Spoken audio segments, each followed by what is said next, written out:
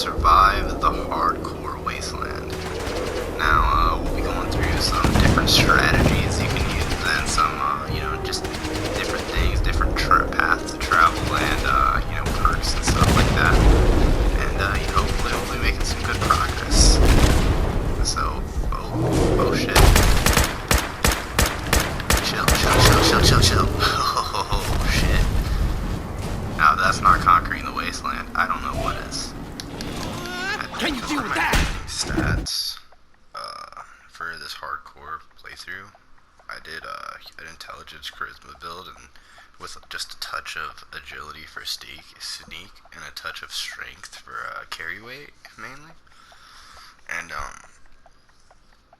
I'm gonna be like real weak with attacks at first, but I'm gonna be good at gaining experience through different things like talking to people and buying, selling. The sneak is really important for certain things. Like, you want to be able to get around easy that way. And we're not going to be looking for too much action in the beginning. We're just going to be trying to complete small missions in, intelligent ways, I guess you could say. And I'll show you how to do that as we go on. Level 2930. Your stats want to look something like this, and I'll show you the perk tree in a minute. But as you can see, I got 6 strength, and I upped that a little bit for carry weight, 3 perception, and that's so I can upgrade rifles, and that paired with my ability to sneak very well will make me, my shots very powerful if I have the right rifle in my hand. I don't know what's giving me +2, it might be what I'm wearing, but yeah, of course, 10 charisma and 10 intelligence at the end of the day for agility. And then the perk tree is going to look something like this. And you can see we focused on armor because, in hardcore mode, just a couple bullets can put you down.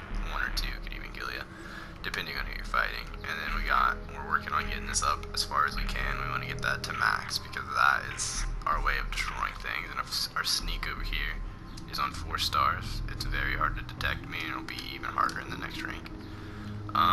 Then we got this just to have a little bit more damage resistance. Like I said, the armor and the defense is really important when in this game mode. Cap collector, this is so we can buy legendary armors and guns that we find in the wasteland, like at certain bartering stations, stores, I guess. I don't know. But yeah, this gets us better prices, so it's easier not only for us to collect caps, but prices are cheaper. That's dope. And then at the next rank, I can even increase the capacity of money that they have with them or invest in them or whatever. Science. Now, science and robotics, this is the main region for the intelligence build in the hardcore mode. I have the DLC Robotics Workbench, and that makes you OP if you do it right and work with your companion Ada. Now we want to get this one more to get the strongest weapons we can put on our robot, and then robotics will allow us early game to shut down robots and hack them. And then if we get that up again, then we can control them and send robots that aren't even ours into battle for us, which will save us a lot, especially because we're so sneaky. And then you do it again, you can give them special commands. So I haven't got to that far yet. I've never really invested so much in Robotics Expert, but I'm going to check that out soon. Inspiration, your companions resist more damage in combat, and you can't be harmed by your attacks. And then the first one will stop you from being harmed by their attacks. So you can just happily give your companions explosives, and they won't blow your legs off, which is a wonderful time. Now I got Nerd Rage, and I can't upgrade it any more than that yet until a couple more levels. But Nerd Rage is super useful anytime, you're low in armor, low in health, beginning of the game, and you take a bullet, you're going to be either dead or pretty close to dead. So this will, after you take that first bullet, it'll slow down time and give you a little more extra resistance and a little more damage or whatever.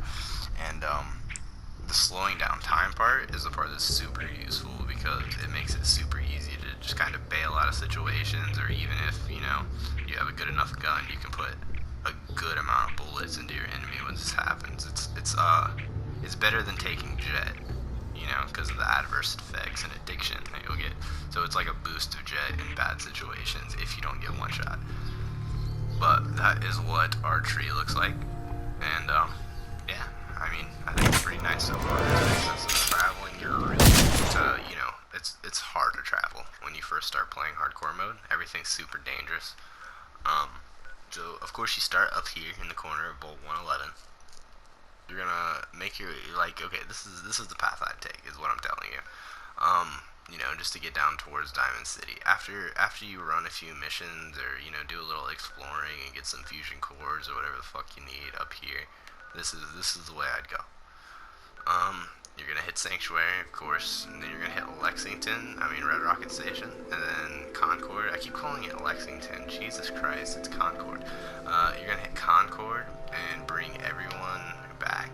Once you do that, you're gonna go back to the Museum of Freedom, and then head up the road where you'll meet two people you can barter with. So hopefully you have a small cage of supplies you can sell by this point. You'll meet, you know, a wandering trader. I can't remember her name off the top of my head, and of course you can sell and buy stuff at this Dublin Diner. At Dublin Diner, there's going to be a situation if you have, you know, max speech skill, you can talk your way through the situation, actually get paid just by doing it, and also get discounts in the store for doing that part of the mission. It's very small, very not super important.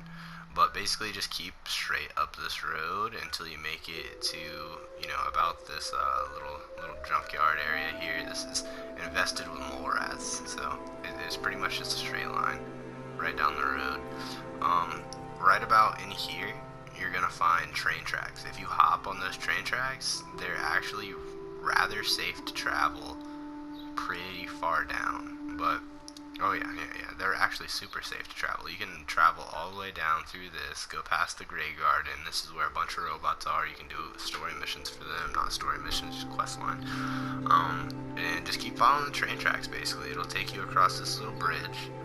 And you know, once you're down here, you might start seeing like super mutants. So be a little bit more aware of, you know, your situation. Stop by Orlando Studio. You can grab some tomatoes there, and then you can immediately just cut over to Volt 81. And if you have enough money by then already, you can go ahead and get your Overseer's Guardian or whatever. And from there, I would just, you know, kind of, there's two options here. You can either keep following the train track and just kind of cut up through this way. It's really kind of a safe area to get to Diamond City if you're going around it and then through this way. Or what other way would I go? I've come through this way often, and right here I come over, and it's a little dangerous, but you can get there that way. It's a little dangerous. There's some raiders, there's some mutants, there might be ghouls, so just watch yourself on that one. Hangman's Alley is really nice to get while you're over in this area too, but you have to clear it of the raiders. That's one thing you gotta watch for. But that's how I'd get to Diamond City. Once you get to, we are in Volt 81, and this is where you want to aim to get one of the very, very nice rifles that will, you know, help carry you kind of through this hardcore playthrough. I'm not sure if you have to beat the mission line that's in here before you can get it. I didn't actually check or pay attention to that. But from right here in this little shop from this lady, she will sell you Anything I can get some you very nice fucking Let's see what artillery you got. Great. I have all to blow sorts of some odds and faces ends. away. Let me see what she has now, just in case I'm curious.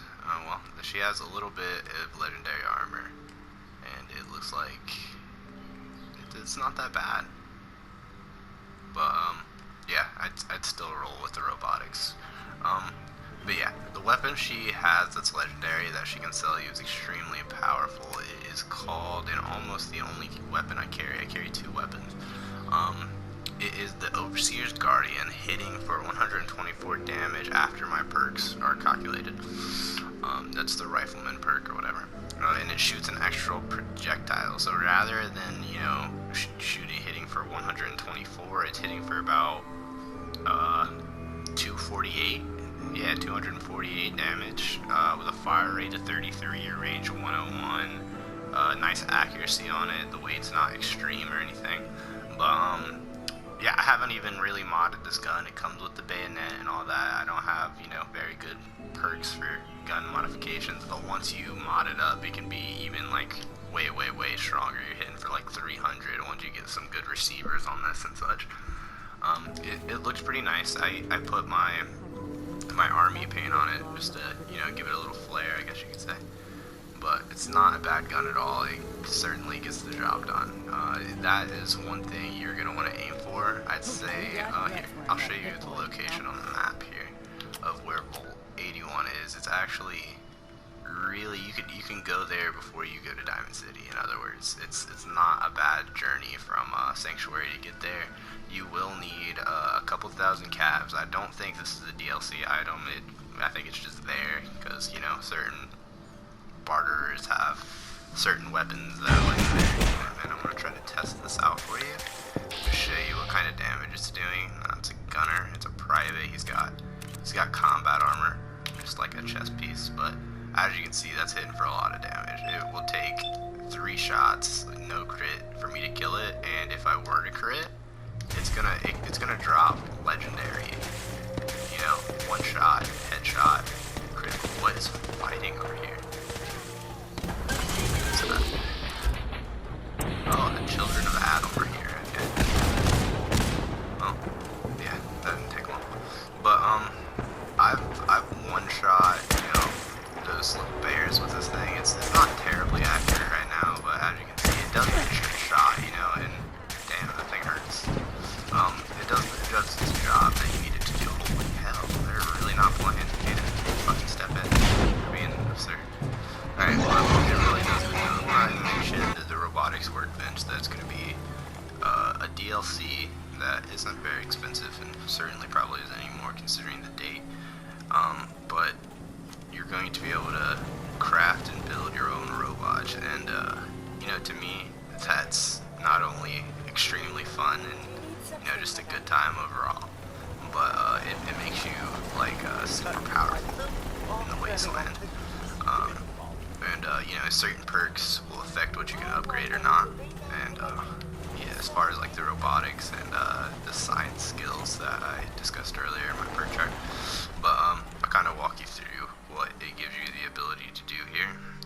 ApolloTheSunGod is who I keep with me mainly for when I'm out in the wasteland, because it's hardcore mode, and you need a hardcore robot sometimes to kind of, it's a little OP, honestly. It's not necessary, but if you do it right, you can have a robot like this, and it'll make the game a lot easier as far as traveling around and feeling safe about traveling around. But yeah, some of the things you can change is, like, right now I got the Assaultron head laser, and you can change that to, you know, whatever robot you want. But there's also like the Rogue Brain that does a long range attack, which I'm actually thinking about equipping that. Because I'm thinking about equipping that because you know, fucking, what is it, Assaultrons don't have very good range of view, so sometimes enemies walk right up on us and nobody even knows it. They're like just standing there. I'm hiding, so I'm not being seen. Ada's standing there, doesn't even know, and it can be a little disastrous at that point. I think this will bring my perception up a little bit, even though it drops some other stats just because I don't have the armor equipped right now for it. But yeah, so there can be a weapon in your robot's face, firstly. The electric armor that's on this, it increases all like laser damage that my robot can do. It buffs it and makes my laser stronger. And my torso here is a sentry torso, so that's good and stocky in health and defense. And not only that, but I can equip 2, you know, heavy weapon slots on its back. And right now I have the launcher because I have to get my science up again, as you can see. Locked over here on the right side, but eventually you can put Batman launchers on this this motherfucker. And it says unstable because it will break sometimes, but you know, I mean, that happens when you have a robot so over OP. And the head laser actually breaks too, but not that often. I don't think I've even seen it break so far. And that makes up the torso. You can armor it out in different ways. I can show you that real quick. You can have like basic armor from like factories like this, and then you can have like Savage Raider type armor that you get from the Rust Devils, which that faction will be introduced after getting this DLC. And then you can have just like the technical stuff that is like OP, I guess you could say, and that's where you get the electrical stuff and hydraulic stuff and etc. So that's what the armor and the weapons look like just for the bodies. But if you go down to arms, I'll keep going. You can equip an assortment of melee and gunning and laser weapons of all fucking shapes and sizes: cryojets, flamethrowers, big ass hammers, drills, claws, chainsaws. One thing I want to do that I haven't done yet right now, I'm rocking a Gatling laser and a automatic laser. I want to upgrade this automatic laser to another Gatling laser for just more power, more speed. But you can, lightning guns. There's still more heavy flamer gun. The minigun is what I want, but there's also missile launchers, Gatling. The Gatling is what I'm watching. Unstable Gatling lasers, which does exponential damage, but could also break. It's there, but it's risky. Left unstable explosive minigun. I want to make a rocket with unstable explosive miniguns because that will be completely overpowered. If I don't do that, I'll probably do the unstable laser Gatlins. Everything will be unstable at the end of the day because it'll just be so OP, it'll wipe stuff off the face of the earth without a second thought. As far as legs, yeah, you can change the legs to, thrusters. They'll have a little floating buddy, or, Protectron, whatever you're feeling. There's even Sentry, which is a massive hawking robot at the end of the day, and this fucker, it's kind of weird sometimes, but and then you of course get to paint it. You can do a small range of colors, nothing too extreme, but good enough. I might actually change that color to something brighter. I'm gonna just keep it the same for now. I have to think about it. But yeah, that's one of my robots, and the robotics workbench is really gonna help you. As you can see, Codsworth is decked out with melee and bleed. This armor buffs bleed damage, so when he hits somebody, they'll start bleeding. He's got two big old crusher claws, and he's getting there. These guys, the other people that aren't Ada, are works in progress, because Ada comes first. She's my main traveling companion. We got Curie over here with the classic Assaultron build. We got the automatic laser and the Assaultron hand. It's pretty nice. It's pretty nice DLC. I recommend checking it out if you're playing a survival playthrough. It's super helpful. Another thing that comes with the robotics workbench is a line of missions that will give you the mods that you want to find. It'll also give you this armor. This armor is some of the best armor I've found in the game so far. It has 70 damage resistant, both for the helmet and the body, I believe. Here, let me check just to make sure. Don't want to give you misinformation.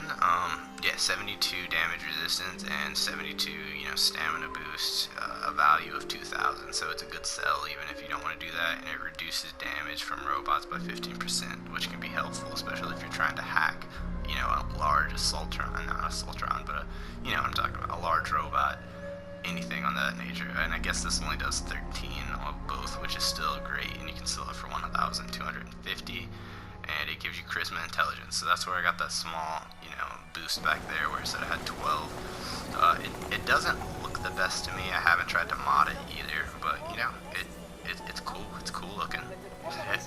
I wouldn't just wear it to the store or anything, but that's the robot workbench, and if you can get that, that'll really help you on your survival, and that's kind of what's carrying me. I'm going to showcase the power of Ada here now, so just give me a second. We'll find a situation to get into. Hopefully we can find a nice death claw or something.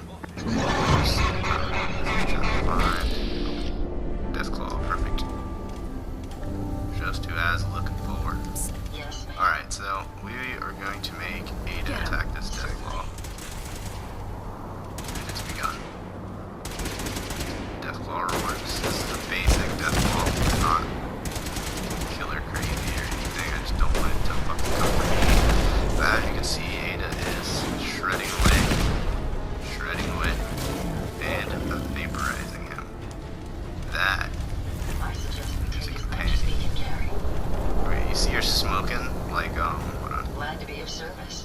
That smoke is actually because this type of chest overheats.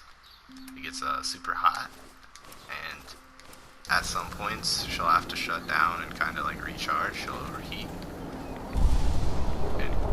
But yeah, as you can see, she melts a death ball without overheating, so it's not bad at all. Depending on how many people are around, or you know what the situation is, it can. What the? I don't understand what just happened. Oh god, no, chill. It got out of hand.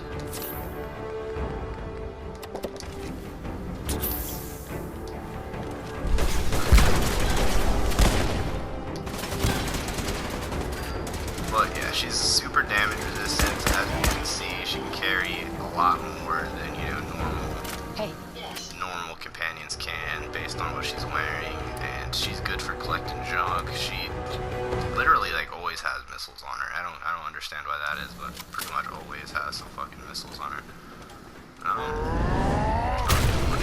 Which is a lot more than I expected. Hey, buddy, chill.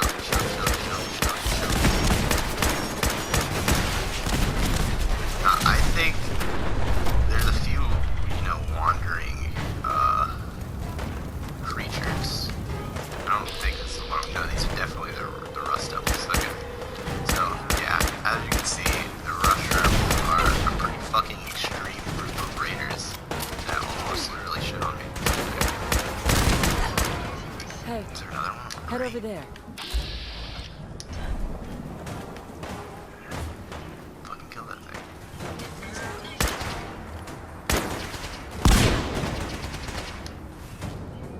Out of control.